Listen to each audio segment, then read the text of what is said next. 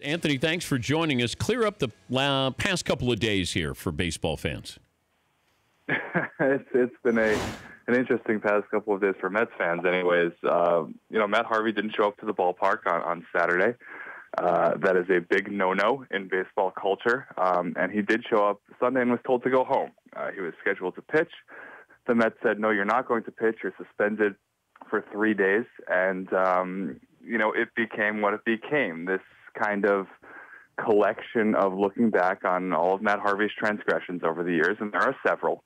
And it just became this look into his character, into what he provided to the Mets, and to what he is now, post 2 surgeries, struggling. And certainly he's at a stage in his career where he needs to be on his best behavior, and he is not doing that. So the Mets suspended him, and that's where we stand today. Did Harvey try to tell the team that he wasn't going to be there? Yeah, so he apparently from Harvey's end, there was a bit of a miscommunication, and telling the Mets he wasn't going to be there on Saturday, and either they didn't understand or the message didn't get through.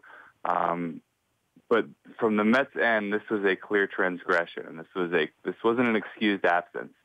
So when Matt Harvey did show up to the ballpark on Sunday, and the word out of Harvey's camp appears to be that he had some migraines on Saturday, whatever the excuse you want to go with, whatever the excuse may be, again, it wasn't an excused absence. So when he showed up on Sunday, the Mets were none too pleased.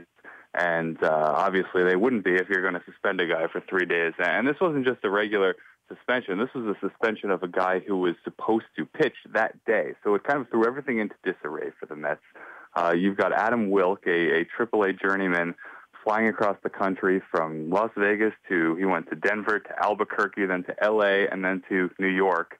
Landed at 9 in the morning, all so that he could pitch in place of Matt Harvey. Wound up getting shelled. The Marlins won 7-0. So this was definitely a difficult decision for the Mets to stomach, and they stood their ground, and they suspended Matt Harvey. So whatever the reason might be that he didn't show up, and we're going to get a lot more answers on that, and when he does come back to the park tomorrow, this is, again, not an excused absence and something that the Mets are very, very angry about.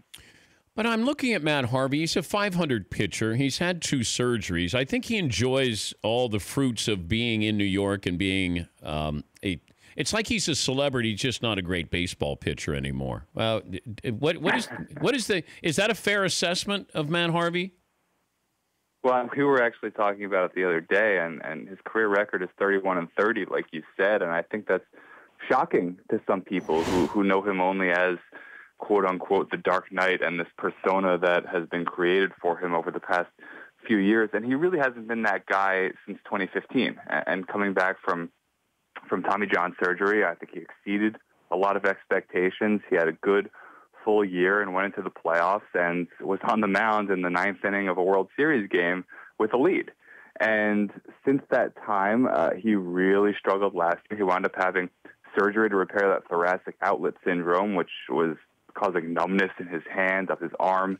And he hasn't been the same since. He came to spring training. He looked okay, not great, and he has been not great throughout the early season here. So, yeah, like you said, this is a guy whose persona is still the pitcher that we all remember from 2013, and he's not that guy, and he hasn't been that guy for several years. And yet he still goes out and he still finds his way into the tabloids, and he still finds his way onto page 6 in New York Post and all of that stuff. And it's an act that I think people were a lot more willing to tolerate back when he was on top of the world on the baseball diamond, because frankly, that's the reason this guy got famous in the first place.